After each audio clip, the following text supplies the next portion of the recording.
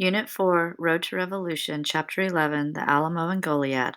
Lesson 1, A Clash of Armies. We will learn that after their original victory at San Antonio, Texan forces fell into disarray and were not prepared for another Mexican attack.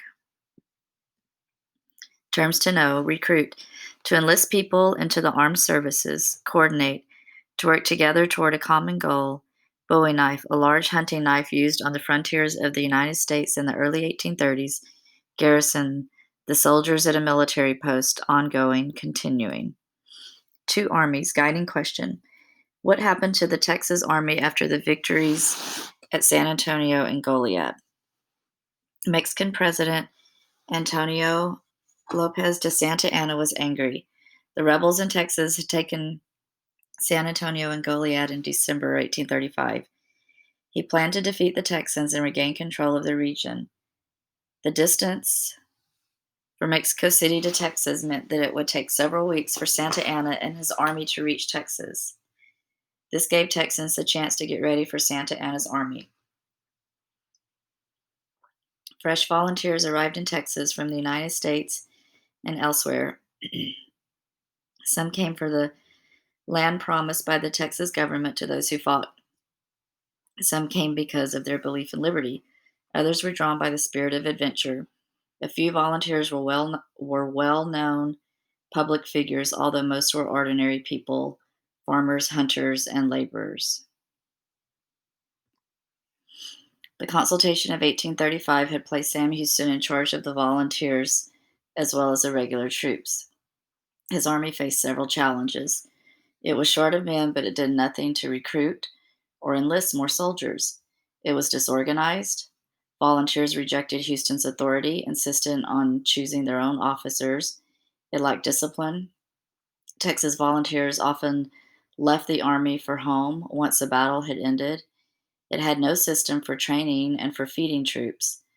Splits within the provisional government also hurt the Texan cause. For example, different government officials gave the same orders to three different commanders. They were ordered to attack Matamoros, a Mexican city near the mouth of the Rio Grande. There was confusion because nobody who was in charge. Nobody knew who was in charge, and as a result, the attack never occurred. The Texas Army was also scattered. The separate units had a hard time communicating with one another, so they often could not coordinate actions or work together. While the Texans tried to solve their problems, the Mexican Army gathered strength. Texan leader and forces: Colonel James Fannin, 450 men in Goliad; Colonel James Neal, about 100 men at the Alamo in San Antonio; Colonel Frank W. Johnson and Dr. James Grant, about 50 men near San Patricio. Unnamed, a force being assembled at Gonzales. Mexican leader and forces: General Santa Anna, about 6,000 soldiers; General Jose de Urrea, about 1,000 soldiers. Santa Anna's large army had its own problems. It was winter, and his horses and mules had little grass to eat. A forced march brought his troops to the Rio Grande by mid-February, but at a cost. Some soldiers and many horses, unable to keep up the pace, had fallen behind. The army's heaviest cannons trailed far behind because they could not be moved quickly along the muddy roads.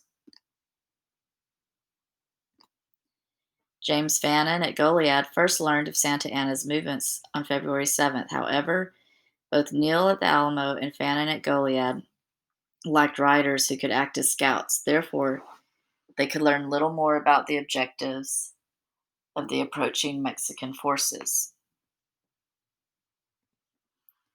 Gathering at the Alamo.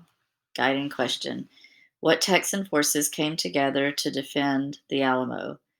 Texan troops led by Colonel James Neal took over an abandoned mission known as the Alamo.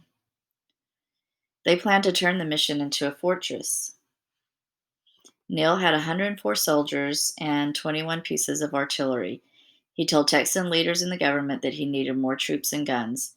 Sam Houston thought that Neal should leave the Alamo. In January 1836, he sent Colonel James Bowie to find out if the old mission could be properly defended.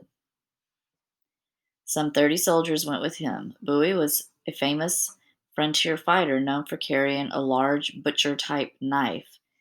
This well known weapon became known as a Bowie knife. Bowie agreed with Neal that the Alamo had to be defended because it protected settlements farther east. He wrote to Governor Henry Smith. Based on Bowie's report, Governor Smith decided to ignore Houston's advice and keep the force at the Alamo. On February 3rd, another key figure arrived in San Antonio. Lieutenant Colonel William B. Travis of the regular Texas Army joined the Alamo garrison, or soldiers. He arrived with 30 horsemen. Several days later, David Crockett and 12 more volunteers arrived. Crockett, like Bowie, was a legend of the frontier. He was a skilled sharpshooter, hunter, and storyteller. Nearly 50 years old, Crockett had been a colonel in the Tennessee militia and a representative in the Tennessee legislature in the U.S. Congress.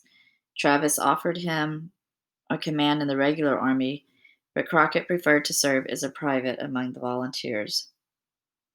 Captain Juan Seguin formed a company of Tejanos who served at the Alamo during the winter of 1835-36. 9 of the Tejanos helped defend the Alamo. These men fought for freedom. They risked their lands, their homes, and their families. Like many Tejanos, they viewed Santa Anna as a dictator. Seguin left his men. He left his men at the Alamo when he was sent off to recruit more volunteers. He was not at the fort at the time of the battle. In mid February 1836, the garrison's command changed.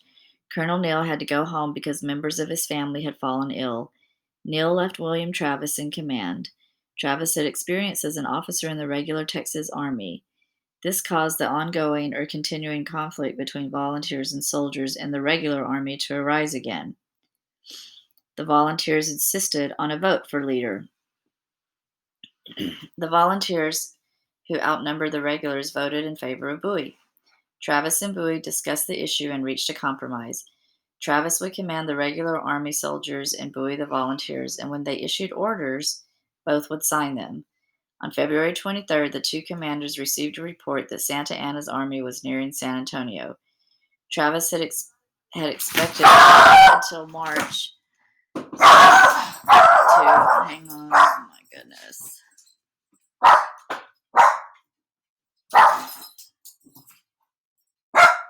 me pause. Sorry about that. I'm not sure where I was.